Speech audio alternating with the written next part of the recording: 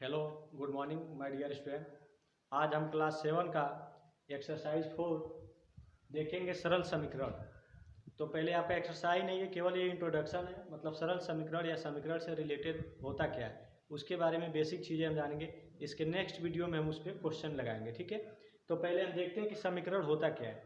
तो देखिए, प्रतीकों की सहायता से, मतलब कोई भी सिंबल जैसे प्रतीक होता है उसकी सहायता से व्यक्त किया गया कोई चीज़ हम लोग लिख रहे हैं, प्रदर्शित कर रहे हैं, सब समझाया जा रहा है, उसे व्यक्त किया जा रहा है, ठीक है। गणितीय कथन है जो दो वस्तुओं को समान अथवा तुल्य बताता है। अब देखिए, यहाँ दिया है दो वस्तुओं को समान अथवा तुल्य दिखाता है। तो समान का मतलब जैसे मान चलिए अगर दो वस्तु है, अगर हमें कंपेयर करना है, ठीक है, कि कौन क्या है, कौन ज़्यादा है कौन कम है, तो कुछ तो हल होगा, तभी तो हमें पता करेंगे। दोनों की तुलना दिखाने की बात कर रहे हैं, तो वही यहाँ पे दिया गया है कि वस्तुओं को समान अथवा तुल्य बताता है, ठीक है। फिर नेक्स्ट में हमने लिखा है क्या कि समीकरण लिखने में समता का प्रयोग किया जाता है। समता का मतलब होता है बराबर का चिन्ह, जैसे समान होता है। इक्वल मतलब अगर कोई समान दे रखा है, जैसे मान चलिए 3x बराबर में अगर 5 दे दिया हो या कुछ भी चीज़, तो हमने यहाँ पे क्या किया, बीच में इक्वल का चिन्ह लगाया, समता का चिन्ह लगाया। यानी कि इन दोनों के जब हमने समीकरण लिखा, और समीकरण जब ये इक्वल रहेगा तो वही क्या होता है, दोनों बीच में, दो वस्तुओं के बीच में या कोई भी चीज़ दो होती है तो उनके बीच में तुलना प्रदर्शित करता है। तुलना मतलब समानता दिखाता है कि अगर x की जगह पर हम कोई ऐसी वैल्यू रखें जो इधर इक्वल बराबर के पास 5 है तो उसमें भी 5 हो जाए, अगर x का मान रखे, तो यही होती है तुलना, ठीक है।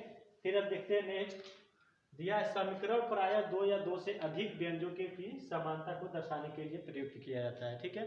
जो समीकरण होता है मतलब जो बराबर होता है, अगर दूसरे के दोनों तुलना किया जाता है तो कभी भी आप किसी भी चीज़ की अगर तुलना करेंगे तो दो या दो से कम आपके पास दो होना चाहिए, तभी तो आप तुलना कर पाएंगे ना।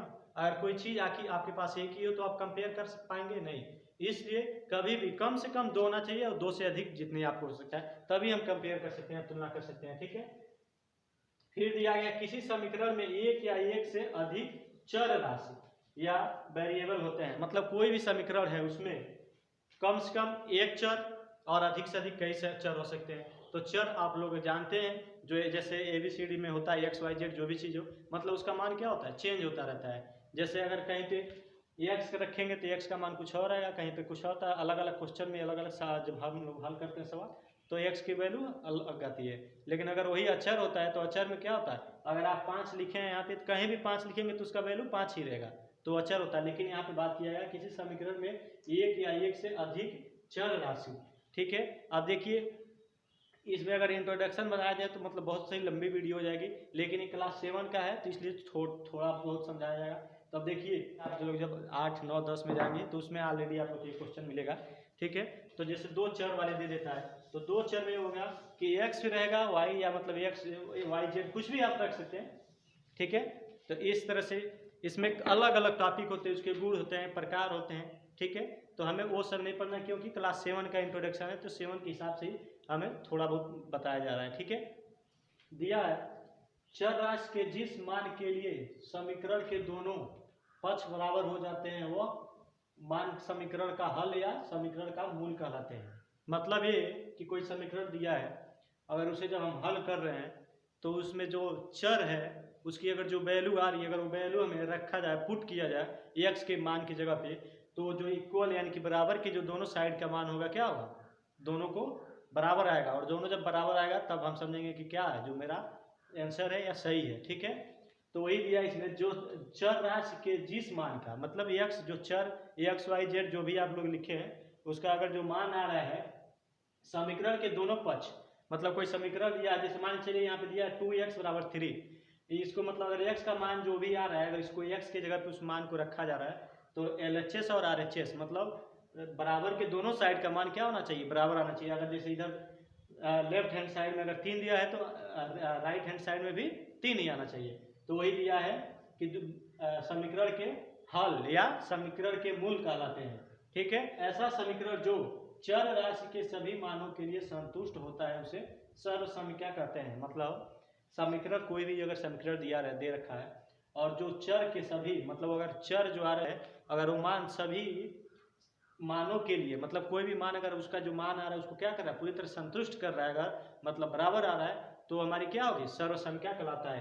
तो आइए हम देखते हैं नेक्स्ट एग्जाम्पल की तरह। आपका एग्जाम्पल फिर हम समझेंगे कैसे क्या है समीकरण क्या होता है, ठीक है। तो यहाँ पे देखिए जैसे दिया 2x बराबर में 3। अगर इसको जब हम हल करेंगे तो इधर देखिए क्या है, x है और x किस में है, गुणा में है। गुणा के मतलब जैसे देखिए 2x है ना, तो 2 और x का क्या हुआ है, गुणा हुआ है, ठीक है, और उसके बराबर 3 दिया है। तो मतलब अगर इसको हम हल करें तो जो इसका आंसर आएगा उसको फिर अगर हम चेक कर रहे हैं रख के, तो x की जगह पर अगर हम मान रख के अगर उसको चेक करेंगे तो हमें पता चल जाएगा कि क्या इसके बराबर आ रहा है कि नहीं आ रहा है। अगर इसके बराबर आ रहा है तो क्या है, हमारा संतुष्ट हो रहा है, यानी कि उसका जो मूल्य है सही है। अगर नहीं आ रहा है तो क्या, असंतुष्ट है, मतलब कि गलत है। तो आइए देखते हैं। तो x बराबर में इधर 3 है, 3 और इधर गुणा में है, तो जब साइड एक्सचेंज करेंगे तो क्या होगा, अगर गुणा में होगा तो उधर जाके भाग में हो जाएगा, अगर प्लस में है तो जाके माइनस में, माइनस में है तो प्लस में, ठीक है, विपरीत हो जाता है। तो यहाँ पे गुणा है तो जाएगा तो क्या आ जाएगा, भाग में हो जाएगा। तो 3 यानी कि जो x का मान है हमें 3/2 मिला। अब इसको हम लोग रख के चेक करते हैं क्या हमारा आंसर सही है कि नहीं। तो देखिए 2 गुणे में x का मान 3/2 आया है बराबर में 3। अब इसको देखिए आप लोग जानते हैं ऑलरेडी कि ऊपर का ऊपर गुणा होता है, तो 3 दूना 6, 6/2 बराबर 3। फिर 2 से 6 को काटेंगे तो कितना, 3। यानी कि देखिए हमारा क्या होगा, LHS और RHS, यानी कि देखिए जो बायां साइड में है 3 तो राइट साइड में भी, दाहिने साइड में भी 3 आया। तो इस तरह से हम लोग कोई भी समीकरण। चलिए नेक्स्ट को देख लेते हैं। 3x बराबर में अगर 5 दे रखा है तो x बराबर 5/3। अब देखिए जब x की जगह पर उसका वैल्यू अगर रखें तो 3 × 5/3 बराबर में 5। तो देखिए फिर 5 या 15, 15/3 बराबर में 5। फिर 3 से काटेंगे तो 5, यानी कि 5 बराबर। तो देखिए यहाँ पे भी LHS और RHS क्या हो रहा है, बराबर है। दे दिया है यहाँ पे 3x + 4x बराबर में 21, ठीक है। तो अब x देखिए इसमें क्या हुआ, चर एक ही है, लेकिन जैसे चर एक ही का मतलब ये है कि दोनों में क्या है, x है।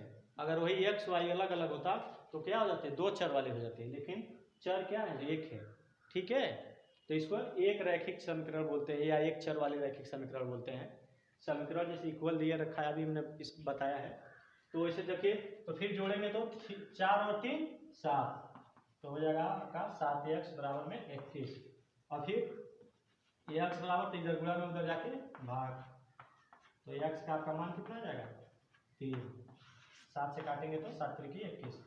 और इसे चेक करना है तो x का मान जहाँ जहाँ पे x है उसकी जगह पे पुट कर दीजिए। तो आपका दिया है 3x + 4x बराबर में 21। तो x का मान कितना है, 3। तो 3 और x की जगह पे रखेंगे तो 3 + 4, फिर x का मान कितना है, 3 है, तो 3 बराबर में 21। अब देखिए 3 × 3 = 9 और 4 × 3 = 12। तो जब दोनों को ऐड करेंगे तो कितना आ जाएगा, 21 बराबर 21। तो इस तरह से हम लोग दिए गए सवालों को हल कर सकते हैं।